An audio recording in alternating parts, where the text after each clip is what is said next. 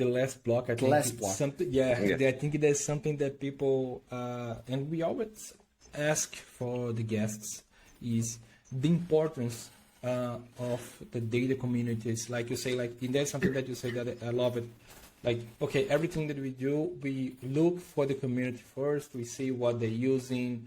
And of course, we cannot attend to everybody because there is no silver bullet.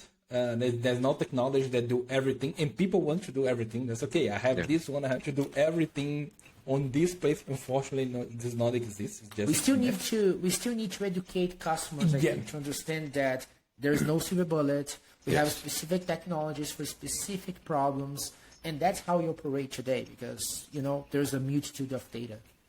Yeah. And what is your vision, Kishore, for this community? You see that more and more professionals are going to the open source communities, because before, if you take like 20 years ago, 15 years ago, we're going more to enterprise communities. Okay, we're going to this enterprise tool because my company is not going to use open source, it's going to use only enterprise because of support and everything else.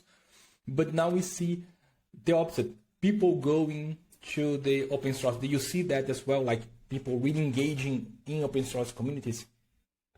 Yeah, absolutely. I mean, for any infrastructure component, I mean, it's a given right now that it has to be an open source. I think it's very, very hard. And I think it's not just in terms of hard in terms of selling, but it's also very, very hard to win without the open source, because there is so much that you get from the community and the inputs that you get and the contributions that you get, and then people like you talking about it and then evangelizing it. So there is so much that there is simply no way for a single company to actually compete with that, right? What you get from the community. So it's really a community first, and it's almost like community-led growth, if you will. So it's a no-brainer for me in terms of having a community around the projects that you're building off of. So it's a